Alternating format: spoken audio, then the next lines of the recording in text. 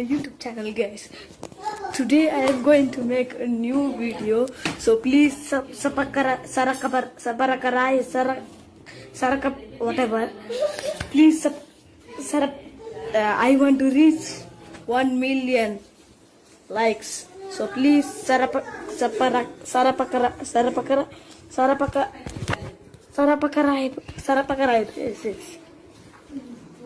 Okay, thank you. What is good, everybody? Welcome back. I think this is episode 7. We took a little break, man. Jimmy was moving back from college. He's back home with me in my town, Orlando Lakes, and I went to Chicago for a little bit. So we back in the groove of things. And right now, game 5 of Boston and Miami just ended. Boston won. And Jimmy, is there anything you want to talk about before we start? Yeah, man. Guys, I just want to say we're back. We're gonna be producing more consistent content. Me and Sonny, I just had a lot of stuff going on. I just got back from FAU. So these last 2 weeks have been, group collect and start making some money. uh, so I had to get a job and just settle that down here, and then get ready to go right back up. In 2 months. So bear with us as we continue to try to put out content for you guys. And it's gonna be a nice summer, guys. Hang with us. Mm-hmm. And another thing I want to touch on, we have a lot of ideas that we thought of with content, with the draft, with off season coming up. So we're gonna be busy this summer. I know this is gonna be busy summer for the NBA and a busy summer for us. I know I learned a lot with editing softwares in our time off that we had. But hey, man, let's get right into it, man. Jimmy, what are your thoughts on the Western and Eastern Conference Finals so far? Even though a lot of games have been a blowout, and there was a rain delay yesterday, but what are your thoughts? Oh man, dude, Western Conference, man. You could say it's been more of a lopsided Western Conference Finals. Just the way the Warriors have been playing. Just witnessing Steph Curry's greatness. Honestly, their role players have played a huge part in this series. A huge part. Can't say enough to Kevon Looney, guys like Jordan Poole. Just those guys really stepped it up this series, and just really have put the pressure on the Mavs this series. But no discredit to Luka at all. Shout out to Luka. He's put his team on his back this these playoffs, and gotten them to a Western Conference berth, something they haven't had in a very long time, since the Dirk Nowitzki days. Since they won it, actually. Yeah, so that's just big time performance by Luka. But I just think this series is gonna be, it's gonna be over, and it's gonna be over quickly. It's gonna be done in Golden State, and I think the Warriors wanted to win it on their home court, gentlemen sweep. So they give one game, and it happens. For the Eastern Conference, I will say that it's been entertaining the first 2 games, in my opinion, and then I I really just people hurt, been out, Kyle Lowry in and out lineup. It just looks like the Celtics gonna win this series. Jimmy Butler really doesn't have any help right now, with all the injuries on his team, but no excuses though. Injuries happen, and next man up, next man has to produce. And if he doesn't produce, then it is what it is, right? So you get to see a guy. The Celtics have legit no holes, man.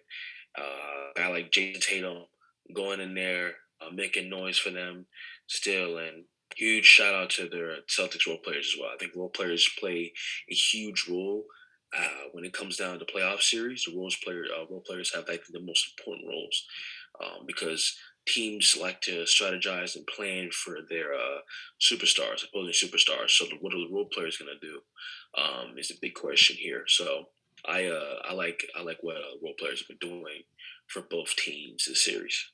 I couldn't agree more. I think that Boston has been the biggest surprise this whole playoffs. I know me and you did not have them going this far in our last video with our playoff predictions. And the Warriors, it amazes me how they took a 2 to 3 year gap of making the finals and now they're back in it. And I saw something on ESPN the other day. In the last 8 years, they have 6 finals appearances, which is nuts. It's almost like that LeBron stat with like 8 finals appearances in the last 10 years, and it makes me wonder. Like, I don't think we're ever gonna see this type of pattern in the NBA again, because since the Warriors won it back to back, there's been a different champion each year, and I think this pattern of teams and LeBron and guys constantly making the NBA Finals in numerous amounts of years back to back to back is going to be less and less.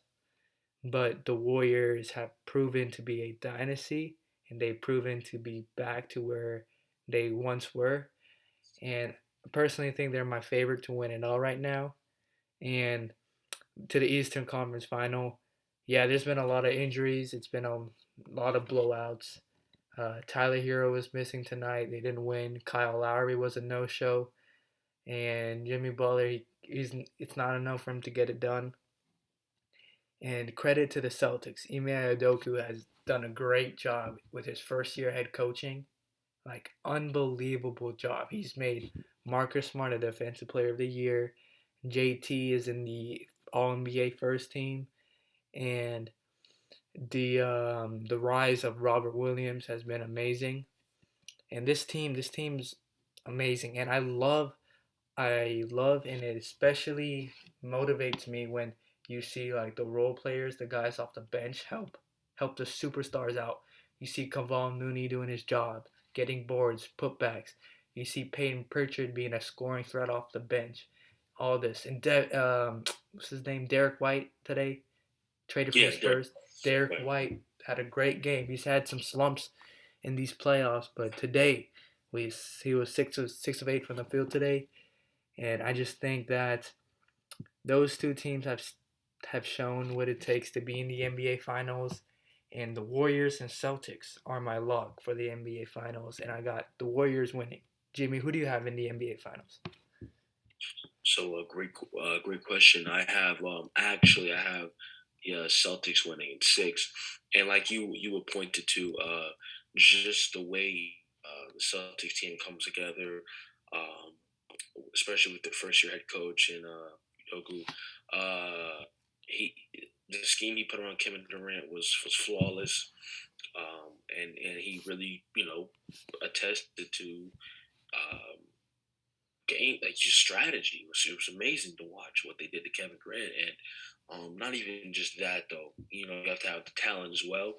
And when you have a guy like Marcus Smart, all defensive player of the year, a dog on the perimeter when it comes to defense, and does it all. He does it all. Great guy.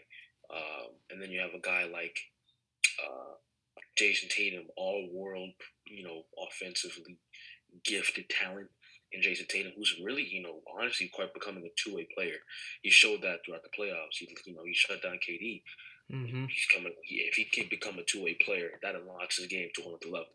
He was actually one assist away from a triple double tonight, which goes to Yeah. show.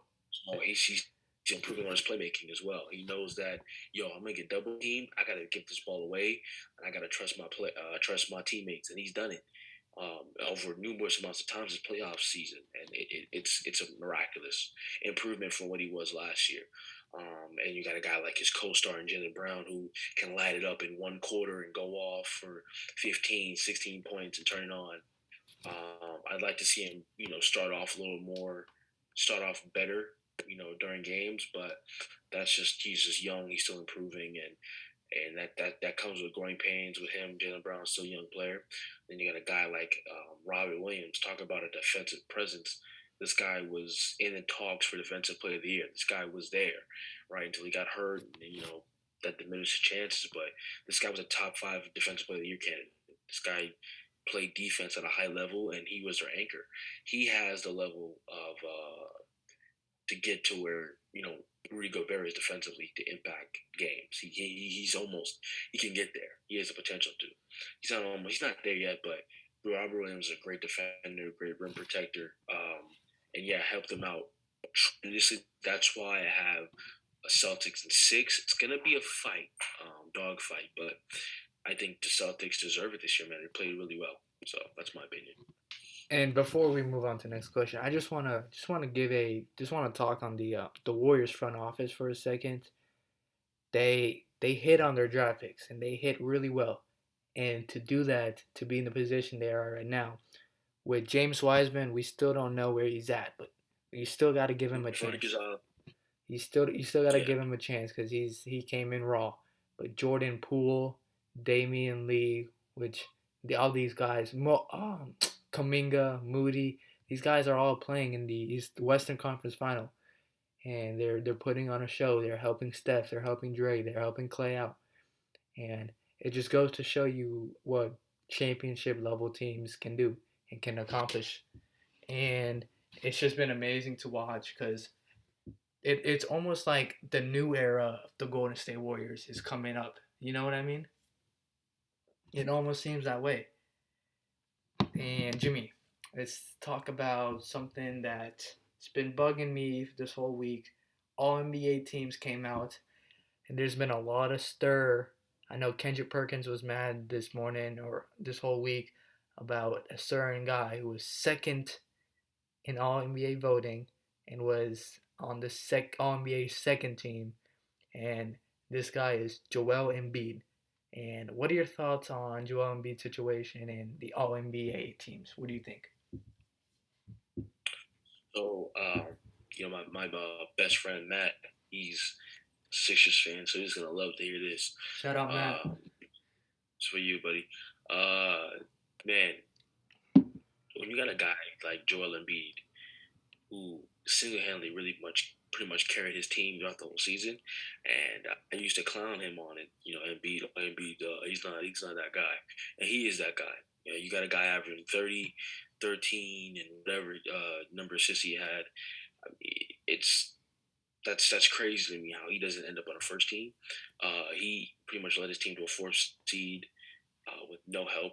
Harden came through the end of the season, and his co-stars sat out because of mental health issues and back and all this. It was pretty much collecting checks, but he had nobody. Tobias Harris played like he was minuscule, and you're giving him all this money. Tyrese Maxey, great guy, gonna be a great franchise corner piece for that franchise, but that's beside the point. Joel Embiid should be on a first team, and it's just the system, the way the selections are made, man. It needs to be something needs to change, man, because you can't have a guy like that not in the first team. What are we basing the metrics? What is it? What are the selections based on? I think it should be positionless. Every player on that court now in the NBA to this generation can do everything, right? So in that case, it should be positionless basketball. It's about skill. It's not about what position you play. Can you do it? Can you dribble? Can you shoot? Can you pass the ball? Can you rebound the ball? Can you do all these things, right? And these are what the scouts look for, especially the combine when they're looking for players, next generation type players. This is what they look for: guys that can do it all, right? So, in my opinion, the rules got to change. It has to start somewhere, and yeah, I just think that Joel should have been on first team, and you can make the argument Booker shouldn't even be first team. He should be second team, and if you had to give it to a guard, I'd give it to Curry or John Morant if we're talking season wise, because John Morant was up there as an MVP candidate as well, the type of season he had. So that's what I have to say about it. Now, I don't completely disagree, but I can't completely agree with you because of the fact that I know that the All NBA teams is something called position lock, which is what Jimmy is arguing against, correct? Yes. And with position lock is the top two MVP candidates are Jokic and Embiid, which are both centers. So you have to obviously the MVP of the season has to be on the first team, which means that Joel Embiid, even though he had a historic season, amazing season, it's gonna be one of his best seasons ever, has to be on the second team because there's already a center on the first team. And the only way Joel Embiid can make the first team is if you remove somebody on the first team, bump him down, whatever. And like you said, if you bump down Booker, if you bump down Tatum, whatever, like people want Joel Embiid on the first team. I think Joel Embiid's fine where he's at because the MVP has to be on the first team. It's just written. It's a law. It should be. That's how it's always gonna be, and that's never gonna change. But the second team is still a huge accomplishment, and his numbers still showed how dominant he was because Joel Embiid had to endure a lot this year, and I know he really wanted the MVP, but it just the voters didn't go to him. The people didn't select him. He didn't get enough first team votes, so it went to Jokic, which was rightfully deserved. I know Dom's watching when I say this, but I'm sorry, Matt. Joel deserves to be on the second team based on the position lock, but Jimmy makes a really good argument on whether things should be changed or if things can be changed because I can personally I can actually guarantee you this offseason Adam Silver and people in the NBA are gonna have talks about this position lock issue because this Sure. isn't the first time. This is not the first time something like this has happened, and if it doesn't change, it won't be the first time again because, like Jimmy said, good point. The NBA is positionless. These guys can do anything. You got 7 footers shooting 300 feet away like it's nothing. It's gonna happen. So and we have guards winning Defensive Player of the Year. Like it's amazing what's going on in the NBA. Talent is everywhere, and it's just it is what it is, man. Joel Embiid deserves to be on the second team because there's already a center on the first team who deserves it more. It's Nikola Jokic. I know we saw him win the MVP in Serbia, getting carried on by horses. I mean, for crying out loud, this guy's a 7 footer, and he's getting carried on horses, winning his MVP in Serbia. But hey, I hope Joel Embiid wins an MVP one year. Cause I think it's gonna be like a Shaq and Steve Nash thing. Like this guy won an MVP over me. Like it's gonna be one of those things. And Jimmy, man, next question we're gonna get into. I know we talked about this on FaceTime. There's been a little rumor started by LeVar Ball, former father of a Laker, that Zach LaVine might switch and come to the Lakers, man. He just had surgery in LA. He was interviewed and he didn't shut down the question, Jimmy. You know he didn't shut down the question. And I sent you that. I sent you and Josh that. What are your thoughts? I'm gonna speak to the Laker fan base. You're in the Laker fan base. We're tired. Us NBA fans of other organizations, we're tired of the Lakers because they're not winning at all, and somehow they still make national media because they have the arguably the best player beside Michael Jordan in history of the game. To dominate the way Michael did in the game at least in LeBron James, but they're not winning, and it's like anytime a star, and the same thing with the Knicks, but the Lakers get more coverage on Bleacher Report, all these major, social media sites. The Lakers, right? The LA fashion, and they're not winning anything. As far as I'm concerned, uh, I think if anything happens with a trade, there's gonna have to be a three-team trade to acquire Zach LaVine because you guys don't have a lot of talent on that roster. You have a lot of dust on that roster. What I mean by dust, you have a lot of fragile players that need to be checked into a retirement home. Ditto Oof. Carmelo. Ditto. I don't know. Ariza. I don't know. You had Trevor who Ariza, Wayne Ellington, we have a lot of guys. Yeah, there you go. DeAndre But Jordan. The list goes on and on. so yeah, you're gonna have to have a three-team trade to get even close to getting Zach LaVine. I know he played college ball at UCLA. A lot of connections there with that, but He's from LA. don't get your hopes up with the Zach LaVine deal. I think my honest opinion, they hammer things out in Chicago, and they run it back. I just think that he's too good of a piece to just let go unless you get a major deal back for him. And when I mean major, he's a top 25 player in the league. He's come on. He's one of the best shooting guards in the game. So you find a way if you're going to trade him, get maximum potential back for him. So it's a long shot for the Lakers, but that's my thing about that. Trust me, I've had fair share of rumors going on with players. I'm a Knicks fan, so I know.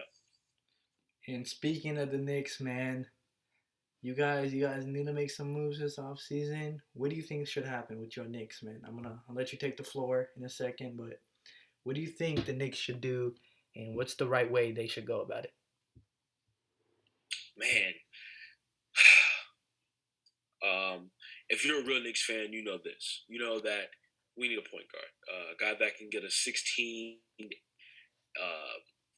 9 and 4, a guy that can just really control the court, and facilitate the ball, man, and as well score the ball, and play some defense.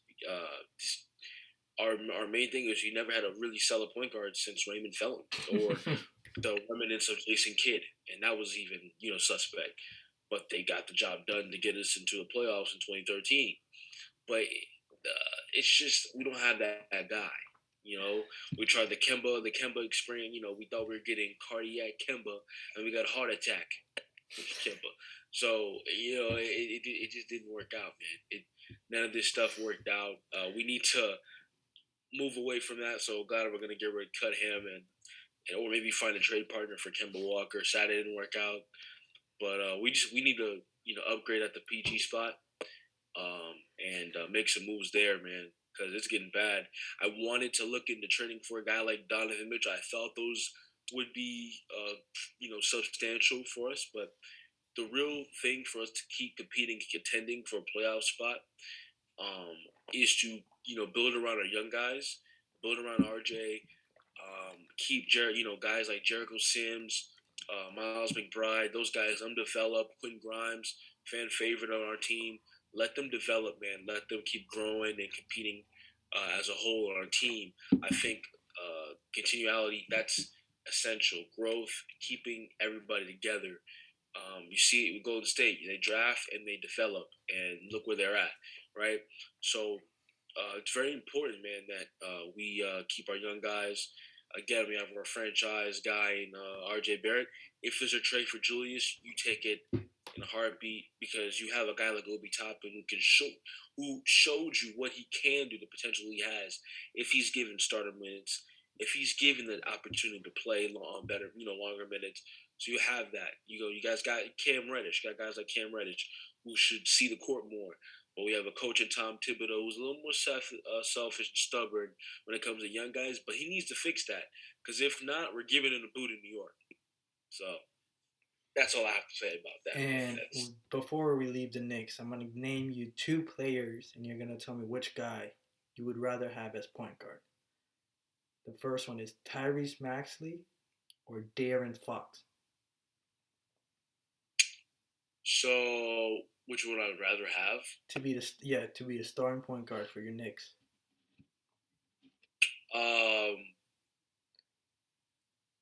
I'd probably have to go with De'Aaron Fox, just because of how, he's the quickest guy in the league with the ball, explosive. Not to say Tyrese isn't, but I'm going with a guy who's proven. De'Aaron Fox is a proven guy, can get to the rim, attack, and kick it out when needed. He does need to improve his shooting. That's something that I'm really concerned about with him, but he's getting better at it, and just knowing when to make the right play. He's still young himself, which is why you can put Tyrese and him on the same level. But we're comparing a max player to a guy that just got into the league, so I think it's not fair. But I'd say I'd go with De'Aaron Fox for sure. What about you? I agree, which is why, because you were raving about Tyrese earlier. So, and you said you wanted a guy who gave you so and so, and I don't know what made me think of this player, but Fox came up to mind because he's been in Sacramento forever. Nothing's happened. and maybe a change of scenery can be the best for him. But yeah, I think Fox would be a way better selection. I'm a huge Fox fan ever since his college days with Bam Adebayo, and I think if he goes to New York, he will finally be put into the spotlight that he deserves because I think he's a phenomenal player. And a change of scenery like New York would help his confidence, make him make him more well known to the public eye. And yeah, that's why I brought that up. But I left something out earlier about these Eastern and Western Conference Finals, and it's shout out to the role players, man. The role players is what makes a playoff run deep as it is. I know because I'm a big Kyle Kuzma fan.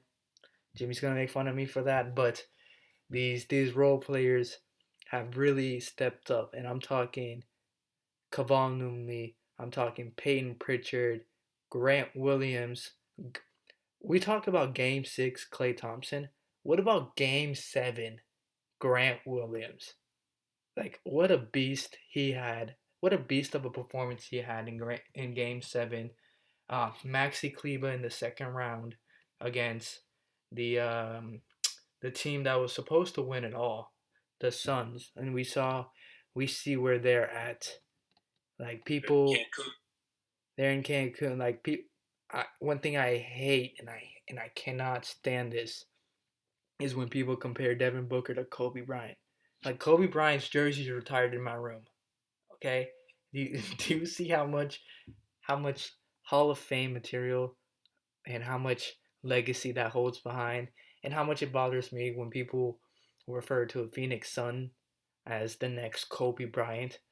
But I see more Kobe Bryant and Jason Tatum than Devin Booker. I've always have. But that's beside the point. These role players have really, really stepped up. Shout out to the role players. And even today, Derek White had a great game. And before we end, Jimmy, is there anything you want to say? Yeah, man. I just want to say, guys, bear with us, man. We have lives outside of this podcast stuff. And we're growing up. We got things going on, Gang. and just being able to do something that we really have come to enjoy. And I gotta, shout out Sonny because he's the one that really, say, "Yo, Jimmy, let's do this. Come on." And it was weird. It was, it was uncomfortable because we never talk on screen, but it's great, man. Having a guy like Sonny, my boy, um, you know, going through this process with him, trying to come up with something to do, a hobby, man, that could turn out to be something great for us as a duo. So we'll see what happens. But guys, like I said, bear with us. We're trying to get our content for you guys, and we got to be, it's growing pains of wanting how to be consistent with it. We have friends that come to us the other day and ask us, "Well, yo, where's the videos at?" You know, like we're We like, "Yo, trying, dog. We trying, trying. man. We're trying." Like, and it's good, and we appreciate that because we know that hearing two guys talk just for about basketball could be somewhat boring, right? But the fact that we see a lot of our videos getting a lot of views, view time, and we have the subscriber count that we amount that we have right now. For a channel that just started out like not even like 4 months ago, 5 months ago. Not even. We're not even at the 3 month mark. Exactly, it's amazing. Yeah. So I just want to say appreciate you guys, and yeah, we're gonna keep working hard. Like I told Jimmy, man, I wouldn't be doing this without my boy Jimmy. And we've been discussing sports since the 8th grade lunch table. It's been a long time, and the only difference is we have a camera in front of us right now. The only difference is that we do it to a little audience, but the audience is growing because last time we uploaded, we weren't even at 100 subs, and now we're way over 100 subs. So we just gonna keep growing. I'm still learning how to edit and all these fancy terms and shit like that. So stick with us. I know y'all see the Fired the Fundamental shirt. We getting more coming soon, man. More coming soon. Jimmy's getting his soon too. Yes, sir. Thank y'all for watching, man. This has been episode 7. Episode 8 will be up in the next week or two. And I just appreciate everybody for watching this. And sharing. Share the podcast. Tell your mom, tell your dad, tell everybody you know. Subscribe. If you have another YouTube channel that you use personally, subscribe to that one onto here. And we're gonna surprise you with an in-person one day. We will. We've been me and Yes, Jimmy sir. been talking.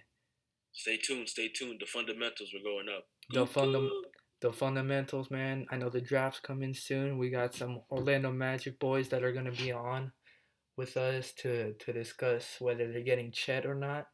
But subscribe to the channel, share this, like this, tell everybody you know about this, cause only way to go from here is up. And the ceiling isn't even where we're gonna reach. We're gonna go to the sky. Jimmy, any last words? I'll see you guys soon. Yes, sir. Peace.